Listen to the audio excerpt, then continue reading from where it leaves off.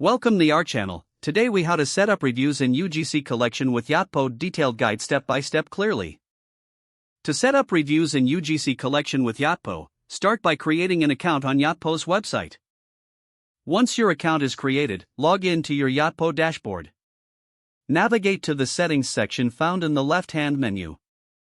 In the settings, select install to access integration options. Choose your e-commerce platform from the list provided. Follow the specific instructions for your platform to complete the installation. After installation, return to the dashboard and select Collect Reviews. Customize the email templates that Yotpo provides for review requests. Make sure to include personalization to enhance engagement with your customers. Next, set up the timing for when the emails will be sent after a purchase. Under the moderation section, adjust settings for how you want to manage incoming reviews. Consider enabling automatic publishing for positive reviews to streamline the process. Visit the Widgets tab in your dashboard to explore display options for reviews on your website. Select the type of widget that fits your needs, such as a reviews showcase or ratings. Copy the provided code snippet and paste it into the appropriate section of your website. Make sure to preview the widget to ensure it displays correctly. Once your reviews are collecting, monitor the Insights section for performance analytics. Analyze customer feedback to identify trends and areas for improvement.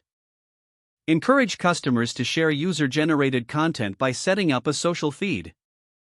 In the UGC section, configure how you'd like to display user-generated content on your website. Integrate a hashtag campaign to motivate customers to share their experiences. Review the different ways to promote your collected reviews on social media. Lastly, regularly check back to the Yotpo dashboard to manage reviews in UGC effectively. If the page does not load, refresh the browser or try again in a private or incognito window. Make sure you are using the correct email address, then retype it carefully to avoid small typos. If your password is not accepted, use the reset option and create a new strong password you can remember. Check your spam folder for verification or security emails, then complete any requested confirmation steps. Enable two-factor authentication if available to improve account security and reduce unauthorized access risk. After signing in, review your profile details so your contact information and settings are accurate and current. Don't forget to like this video and subscribe to our channel for more step-by-step tech guides.